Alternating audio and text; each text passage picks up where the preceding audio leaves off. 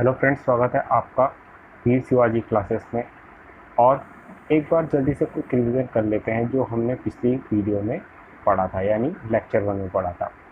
पिछले लेक्चर में हमने पढ़ा था कि अर्थ को 3 पार्ट में मेनली डिवाइड किया गया है, लिथोस्फीयर, एटमॉस्फेयर और हाइड्रोस्फीयर। उसके बाद हमने जाना था कि बायोस्फीयर क्या होता है, नेचुरल रिसोर्सेज क्या होते हैं, और एटमॉस्फेयर और उसके 5 लेयर्स के बारे में भी हमने जाना था। उसके बाद हमने देखा था कि एयर में कौन कौन सी गैसेस पाई जाती हैं और उनके क्या क्या यूजेस होते हैं। एट लास्ट हमने एयर पोल्यूशन और फिर ओजोन लेयर के बारे में जाना था। आज हम पढ़ेंगे वाटर और लैंड के बारे में। दोस्तों, अगर आपने इस चैप्टर का लेक्चर 1 नहीं देखा है तो मैं सजेस्ट करूंगा कि पहले आप उसको देख लीजिए, क्योंकि उस लेक्चर को समझने के बाद आपको ये वीडियो समझने में बहुत आसानी होगी। लेक्चर 1 का लिंक मैंने नीचे डिस्क्रिप्शन बॉक्स में दे दिया है, आप वहां पे लिंक पे क्लिक करके लेक्चर 1 देख सकते हैं। तो चलिए आज का लेक्चर शुरू करते हैं। कि पानी का इस्तेमाल किस किस चीज में नहीं होता है। वही हमारा drinking, cooking, bathing, washing, cleaning और भी 50 तरीके की चीज़ों में हमारा पानी इस्तेमाल होता है। पानी के बिना तो हम अपनी ज़िंदगी की कल्पना भी नहीं कर सकते। इसीलिए कहा जाता है वाटर इज लाइफ। हमें डेली 3 से 4 लीटर वाटर पीना ही चाहिए। ये हमारे शरीर की गंदगी को पूरी तरीके से बाहर निकाल देता है और हम लंबे समय तक तंदुरुस्त रह सकते हैं। Very small proportion of water, that is 0.3 is available for drinking. Sir इतना कम? सर इसका क्या मतलब? वो इतना कम पानी तो मतलब नदियां भरी पड़ी हैं, हमारे टैंक्स भरे पड़े हैं, समुद्र में इतना सारा पानी है। क्या हमारे लिए केवल इतना सा ही पानी है? भाई समुद्रों, सीज में जो हमारा पानी है, ओशियंस में जो पानी है, वो हमारे काम का नहीं है। हम उसे पी नहीं सकते हैं, बहुत सारे काम उससे नहीं कर सकते हैं, क्योंकि वो वाटर हमारा सॉल्टी वाटर है। ये सॉल्टी वाटर हमारा 97% है। बाकी बचा कितना? 100 माइनस 97, दैट इज 3%। जो हमारा 3% वाटर है, यही केवल हमारा फ्रेश वाटर है। इस फ्रेश वाटर में से भी 2.7% जो आपका पानी है, वो या तो बर्फ के फॉर्म में है, यानी आइस, स्नो या ग्लेशियर के फॉर्म में पाया जाता है, या तो हमारी धरती के नीचे अंडरग्राउंड वाटर के फॉर्म में स्टोर हो रखा है। तो अगर मैं 3 में से भी 2.7 माइनस कर दूं तो बचा कितना? 0.3%। भाई यही पानी हमारे पास में है जो हमें अपनी नदियों में, तालाबों में, अपने घरों में दिख रहा है। तो देखो फिर भी 0.3 होने के बाद भी कितना ज़्यादा है ना। और हम इस चीज़ को यूज़ भी कर सकते हैं अगर हम थोड़ा दिमाग से इसको यूज़ करें। अगला पॉइंट है डैम्स एंड बंड्स स्टोर वाटर। क्या होते हैं ये डैम्स? जानते हैं। ये रही डैम्स की एक फोटो। इसको हम बांध के नाम से भी जानते हैं। अगर जो कभी नदी अपना नेचुरली फ्लो कर रही होती है तो हम उसके आर पार एक दीवार सी कंस्ट्रक्ट कर देते हैं ताकि हम इस पानी को रोक सकें। जैसे कि हमने अभी जाना कि हमारा फ्रेश वाटर बहुत कम मात्रा में है और हर साल हजारों टन पानी नदियों के रास्ते बहते हुए समुद्र में मिल जाता है और बेकार हो जाता है। तो उसी वेस्टेज को रोकने के लिए इंसान ने सोचा क्यों नहीं इन डैम्स का निर्माण कर दिया जाए। ये हमारे पानी को रोकता है, जो कि हमारी अनेक जरूरतों को पूरी करता है। अगला पॉइंट है कि हमारा जो ये पानी हमारे लिए इतना क्रूशियल है, क्या आप ये नहीं जानना चाहेंगे ये किस चीज से बना हुआ है? तो भाई ये बना हुआ है हमारा हाइड्रोजन और गैस से। यानी जब हाइड्रोजन गैस हमारी ऑक्सीजन के साथ में रिएक्ट करती है, मिल जाती है, तो वो बनाती है हमारा वाटर।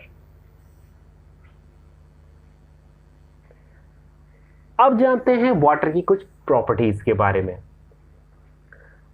वाटर की जो पहली प्रॉपर्टी है कि वाटर 3 स्टेट्स में पाया जाता है। दैट इज सॉलिड, लिक्विड और गैस।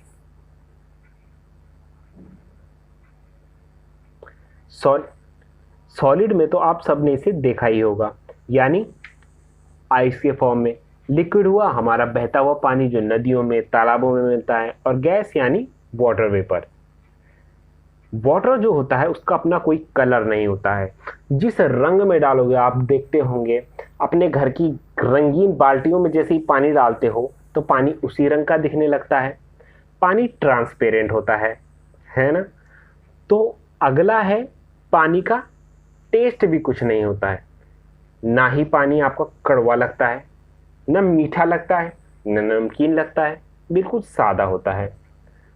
और तीसरी चीज, इसकी कोई खुशबू नहीं होती है। न सूंघने में अच्छा लगता है, ना बदबूदार लगता है। वो बात अलग है कि अगर इसमें कोई इम्प्योरिटी मिल जाए तो बदबू आ सकती है। अगली प्रॉपर्टी है water is a universal solvent. Sir universal solvent, इसके बारे में थोड़ा बताइए। भाई ये जो यूनिवर्सल सॉल्वेंट है, इसका मतलब है कि हमारा जो पानी है वो पूरी दुनिया भर की कोई भी चीज ले लो, मैक्सिमम चीजों को अपने आप में घोल सकता है। लेकिन बड़ी ही चिंता का विषय है प्यारे दोस्तों कि जो पानी हमारे लिए इतना महत्वपूर्ण है, उसकी हमारे पास स्कार्सिटी होने लगी है, यानी भीषण कमी होने लगी है। क्यों हो रही है ये कमी, जानते हैं। पहला है इंक्रीजिंग पॉपुलेशन, यानी हमारी लगातार बढ़ती हुई जनसंख्या।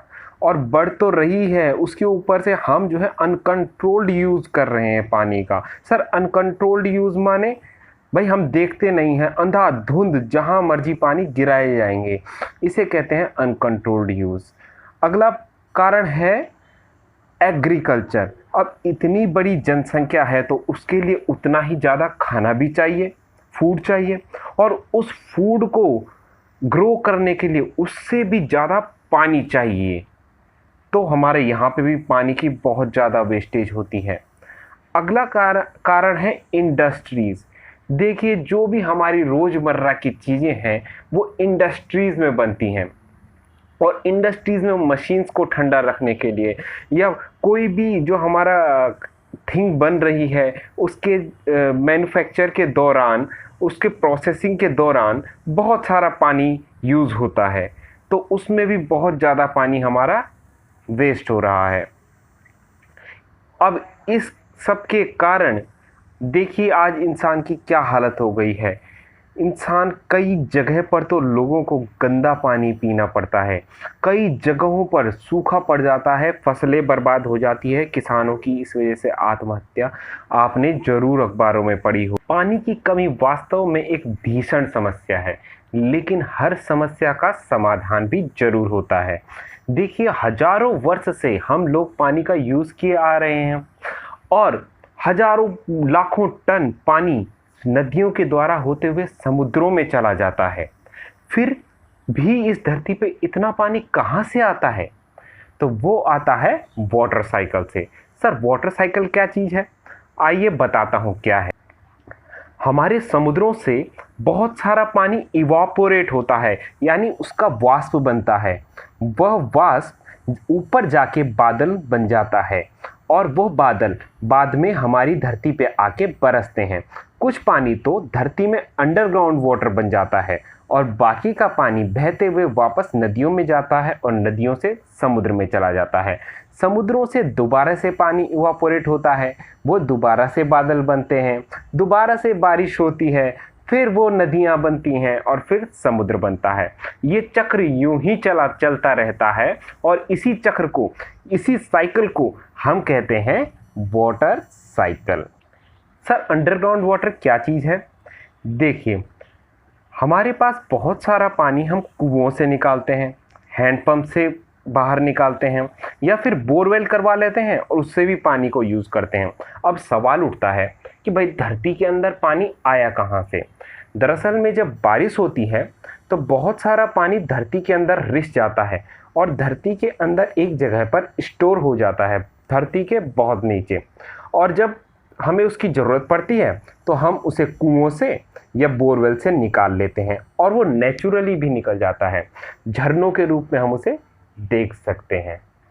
हम वाटर साइकिल के ज्ञान से ही अपनी पानी की किल्लत को दूर कर सकते हैं। वो कैसे सर? वाटर हार्वेस्टिंग करके। वाटर हार्वेस्टिंग यानी पानी की खेती? हाँ, पानी की खेती। देखो कैसे करते हैं। जब भी बारिश होती है तो पहाड़ों में तो हम एक दीवार सी बना सकते हैं जिससे कि ऊपर से बहने वाला पानी वहीं पर अटक जाएगा और उसे ज़मीन में रिसने का समय मिल जाएगा। और अगर हम प्लेन्स में रहते हैं तो हम एक आर्टिफिशियल लेक बना सकते हैं। वो कैसे बनाएंगे? वहाँ पे एक गड्ढा खोद लेंगे जिसमें कि बारिश का पानी भर जाएगा और धीरे धीरे करके हमारी धरती में समा जाएगा। या फिर हम एक टैंक बना सकते हैं जिसमें कि बारिश के पानी को जमा किया जा सकता है और बाद में यूज़ किया जा सकता है। दोस्तों, किसी को मेरी ये वीडियो स्लो लग रही है तो सबसे पहले आप वीडियो को पॉज कीजिए। उसके बाद आपको यहाँ पे ये जो 3 बटन दिख रहे हैं इसको दबाइए। यहाँ पे जाके प्लेबैक स्पीड में जाइए और उसके बाद अगर आप अभी हमारी स्पीड नॉर्मल पे है, अगर स्पीड तेज़ करनी हो तो यहाँ पे नीचे के 1.25, 1.5, 1.7 पे कीजिए। अगर स्पीड स्लो करनी है तो ऊपर 0.75, 0.5 इस तरीके कर दीजिए। ऐसे ही टैंक पहले ज़माने में सूखे इलाकों में बहुत बड़े बड़े टैंक बनाए जाते थे, अधिकतर राजस्थान वाले इलाके में। ये देखिए, इस डायग्राम में आपको ये टैंक दिख रहा है। यहाँ पे बारिश का पानी ये जमा हो रखा है।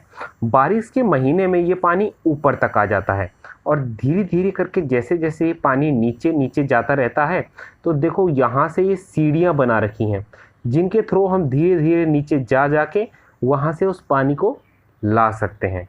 है ना कमाल की चीज़? तीसरी चीज़ बहुत ही बेसिक सी है, यानी हम में से हर कोई कर सकता है। वो है यूज़ वाटर जुडिशियसली। सर, इतना भारी भरकम वर्ड क्या चीज़ होती है जुडिशियसली? जुडिशियसली मतलब इंटेलिजेंटली, बुद्धिमता से, स्मार्टली कोई काम करना। वो कैसे? देखते हैं। जैसे कि पानी, बहुत सारे लोग क्या करते हैं कि अपनी कार को, स्कूटर को पाइप से धोते हैं, उसमें बहुत सारा पानी वेस्ट हो जाता है। उसकी बजाय हमें क्या करना चाहिए कि एक बकेट में पानी ले लेना चाहिए और एक गीला कपड़ा ले लेना चाहिए।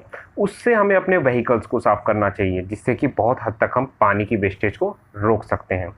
दूसरी चीज़ है close the tap when not in use. मतलब आपने देखा होगा बहुत लोग नल खोल के ब्रश करते रहते हैं, इधर में पानी बहता रहता है, इधर में वो ब्रश करते रहते हैं। तो ऐसा नहीं करना चाहिए। हमें जब भी ज़रूरत हो तो पानी को यूज़ करें और बाकी नल को बंद कर दें। ऐसे करके भी हम बहुत पानी का वेस्टेज रोक सकते हैं। तीसरी चीज़ है रीयूज़ वाटर। रीयूज़ मतलब दोबारा से यूज़ करना। जैसे कि हम कपड़े धोते हैं तो जो पानी बाल्टी में बच जाता है हम उसे नाली में ना फेंकें, बल्कि उसी पानी से अपने घर का पोछा वगैरह लगा लें, साफ़ सफाई कर लें। तो इस तरीके से हम पानी को रीयूज़ कर सकते हैं। और किस किस तरीके से हम पानी को रीयूज़ कर सकते हैं, नीचे आप कमेंट बॉक्स में बताइए। दोस्तों, इस वीडियो में इतना ही। हम वीडियो को शॉर्ट रखेंगे लेकिन जितना भी पढ़ेंगे अच्छे से पढ़ेंगे। अगले वीडियो यानी लेक्चर 3 में हम पढ़ेंगे लैंड के बारे में। बिल्कुल डिटेल में बताऊंगा लैंड क्या होती है, सॉइल क्या होती है, किस तरीके से हमारी सॉइल बनती है और फॉसिल फ्यूल्स क्या होते हैं, क्या हैं उनके यूजेस। मतलब कुल मिला के बहुत ही मज़ा आने वाला है अगली वीडियो में भी। और दोस्तों, अगर आपको मेरी ये वीडियो पसंद आ रही हो तो इसको लाइक कीजिए और इसको अपने दोस्तों के साथ में शेयर कीजिए। अगर आप लाइक करते हैं तो ये मुझे बहुत ही ज़्यादा मोटिवेशन देता है, मेरा हौसला बनता है। दोस्तों, हमारे आने वाली वीडियोस की नोटिफिकेशन मिले आपको सबसे पहले, इसलिए अभी तक आपने अगर ये चैनल सब्सक्राइब न किया हो तो इसे सब्सक्राइब कर बगल में बेल आइकन को दबाना ना भूलें और उसके बगल में बेल आइकन को दबाना ना भूलें।